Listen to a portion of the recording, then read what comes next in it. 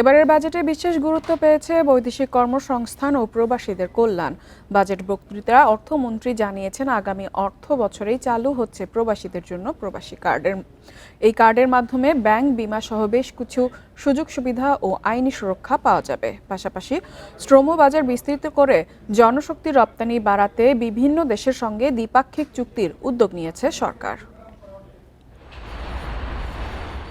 দেশের অর্থনীতির অন্যতম প্রধান স্তম্ভ প্রবাসীদের পাঠানো রেমিটেন্স। জিডিপিতে অবদান রাখার পাশাপাশি বৈদেশিক মুদ্রার শক্তিশালী তহবিল গঠনে ভূমিকা রাখেন প্রবাসীরা। নতুন বাজেটে তাই বিশেষ গুরুত্ব পেয়েছেন প্রবাসীরা।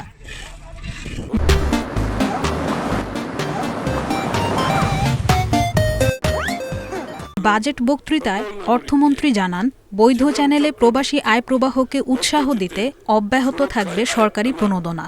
বিকল্প শ্রমবাজার তৈরির জন্য Russia, Portugal, Romania, Brazil, Greece, Serbia, North মেসিডোনিয়ার সঙ্গে দ্বিপক্ষীয় চুক্তি করার উদ্যোগের কথা জানান মন্ত্রী।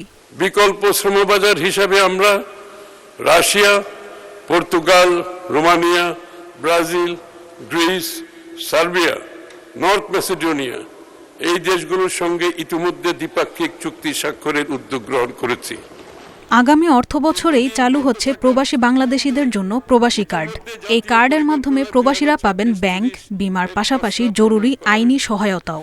বৈদেশিক কর্মসংস্থান সম্প্রসারণ ও প্রবাসী বাংলাদেশি জনশক্তির সুরক্ষা ও কল্যাণে আমাদের সরকার বিশেষ অগ্রাধিকার দিচ্ছে। প্রবাসী কর্মীদের সামগ্রিক কল্যাণ নিশ্চিত করতে সরকার একটি বিশেষ প্রবাসী কার্ড প্রবর্তন করছে। অর্থমন্ত্রী জানান, বিদেশি শ্রমবাজারে দক্ষ জনশক্তি রপ্তানি বাড়াতে বিশেষ প্রশিক্ষণ ও আধুনিক পাঠ্যক্রম চালু হতে যাচ্ছে। আদ্রিতা রাইন, ইন্ডিপেন্ডেন্ট নিউজ।